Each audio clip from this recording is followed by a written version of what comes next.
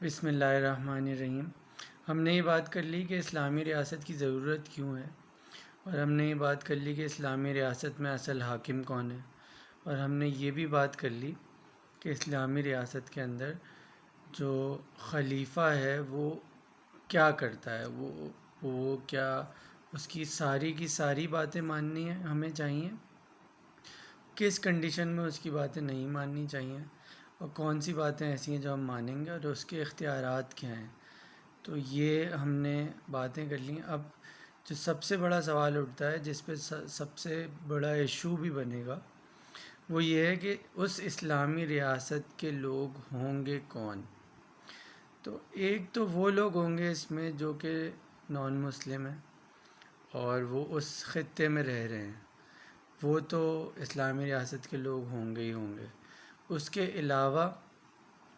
جو اسلامی ریاست کے باشندے ہوں گے ان کے بارے میں یہ نہیں کہا گیا کہ وہ پنجابی ہوں گے یا وہ پٹھان ہوں گے یا وہ سندھی ہوں گے یا وہ سرائکی ہوں گے یا وہ بلوچی ہوں گے، وہ کشمیری ہوں گے۔ اس سے ایک بہت مزے کی بات ابھی کچھ عرصے پہلے ایک بچے نے مجھ سے کی کہ فلاں قوم کے جو لوگ ہیں وہ تو اچھے نہیں ہوتے نا۔ تو میں نے اس کو یہ کہا کہ بیٹا، جو اچھے ہوتے ہیں وہ اچھے ہوتے ہیں اور جو برے ہوتے ہیں وہ برے ہوتے ہیں۔ تو قرآن میں بھی جب قبلے کی ڈسکشن ہو رہی ہے اور لوگوں کے اعتراضات کا جواب دیا جا رہا ہے، تو اس میں ایک بہت زبردست جواب یہ آیا کہ لوگ کہتے ہیں کہ قبلہ پہلے اس طرف تھا اب اس طرف کیوں ہے، رخ پہلے اس طرف تھا اب اس طرف کیوں ہے۔ تو اللہ میاں کہتے ہیں کہ ان سے کہو کہ اپنا رخ اچھائی کی طرف پھیر لیں۔ جب وہ اپنا رخ اچھائی کی طرف پھیریں گے، خدا کو وہاں موجود پائیں گے۔ تو اسلامی ریاست میں بھی یہی ہے کہ اس کے باشندے جو دوسری طرح کے ہیں وہ لوگ ہیں جو اچھے ہیں، جو بھی خیر کا طلبگار ہو، خیر پسند کرتا ہو، خیر کی طرف آنا چاہتا ہو، وہ اس ریاست کا باشندہ ہے۔ اب سوال جب یہ اٹھے گا کہ خیر تو ایک سبجیکٹیو موریلٹی ہے، تو اس کو آبجیکٹیو موریلٹی میں ٹرانسلیٹ کیسے کریں گے؟ تو اس کو آبجیکٹیو موریلٹی میں ٹرانسلیٹ یہ ایسے کیا جائے گا کہ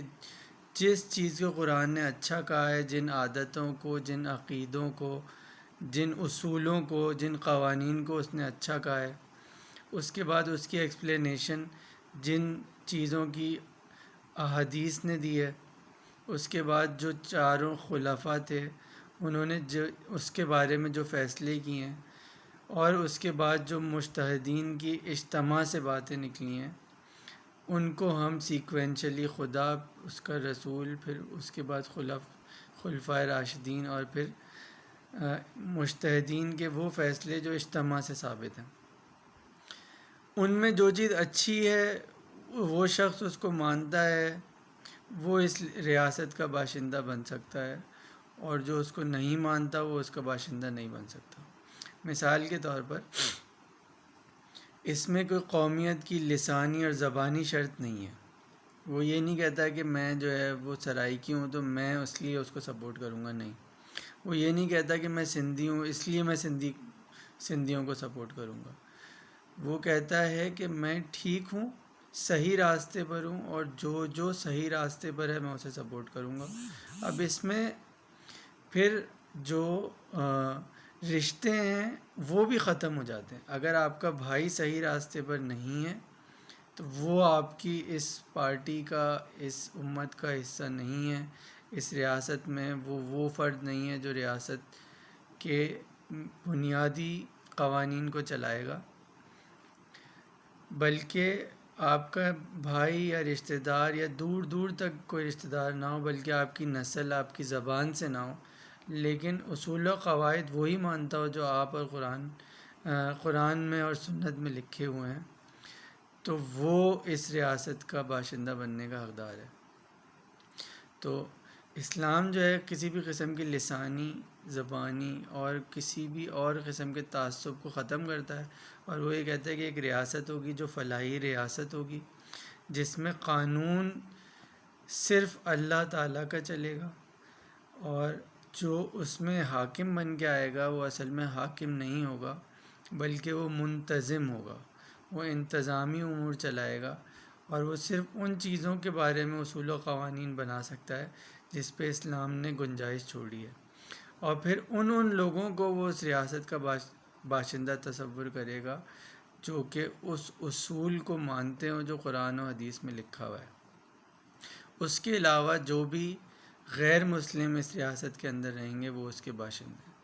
تیسری کوئی چیز ایسی نہیں ہے جو اس کے باشندہ نہ ہو، اور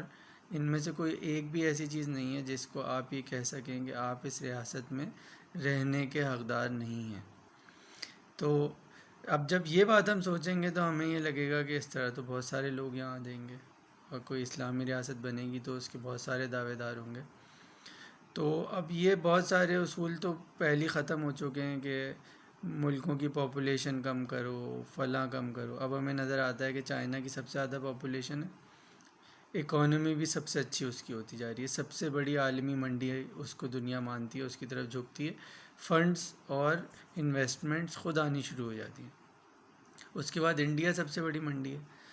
اور اس سب سے زیادہ لوگ اس چائنا کے بعد اسی میں رہتے ہیں۔ اور اب یہ تصور کیا جاتا ہے کہ یہ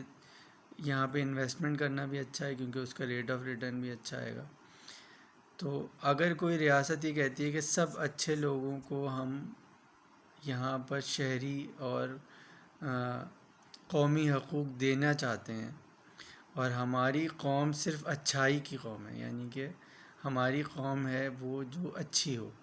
وہ ہمارا باشندہ ہے، وہ ہم میں سے ہے، تو پھر آپ ایک ایسی ورک فورس تیار کر رہے ہوں گے کہ جس کو خود دنیا کیپچر کرنا چاہ رہی ہو۔ یہ چیز ہم نے چھوڑی ہوئی ہے اس چکر میں پڑ کے کہ میں جو ہے فلاں زبان بولتا ہوں، تو فلاں زبان بولتا ہے، فلاں شخص فلاں زبان بولتا ہے۔ اس چکر میں وہ کانسیپٹ جو اسلام بہت پہلے لا رہا تھا وہ ہم نے چھوڑ دیا، اور اب وہ دنیا سمجھ رہی ہے۔ امیگریشن دے کے، سٹیزن شپ دے کے، نیشنلٹی دے کے، اپنے اپنے ملکوں کی اچھے اچھے انجینئرز کو، ریسورس کو وہ بلا رہے ہیں،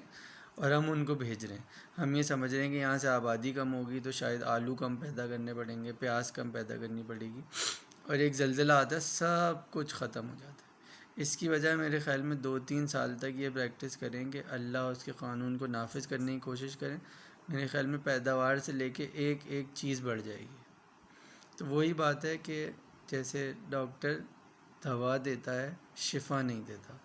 اسی طرح آپ اپنے قوانین بنا سکتے ہیں، لیکن اس سے خیر اگر نکلے گی تو خدا کی طرف سے نکلے گی، اس لیے خدا کی طرف رجوع کر لیں۔ وہی حکم ہے، اس کو دوبارہ دہرا لیتے ہیں ہم سب آپس میں، کہ ان سے کہو کہ کبھی رخ اس طرف اور کبھی رخ اس طرف کی بحث کی بجائے اپنا رخ اچھائی کی طرف پھیر لیں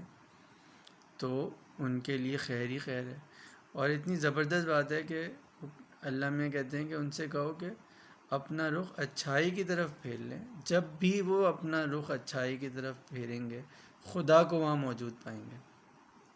تو جب خالق کائنات کی طرف منہ ہوگا تو پھر رزق بھی آ جائے گا، پھر کامیابی بھی مل جائے گی۔ تو اتنی بنیادی چیز ہے جو ابھی شاید ہمیں خود سنتے بھی عجیب لگ رہی ہوگی کہ کیا مطلب، یہ اگر افریقہ میں کوئی کالا رہ رہا ہوگا اور وہ ہمارے اسلامی اصول و قوانین پہ چلنا چاہتا ہوگا تو کیا ہم اسے اپنی اسلامی ریاست میں بلا لیں گے؟ جی بالکل بلا لیں گے، اور آپ شاید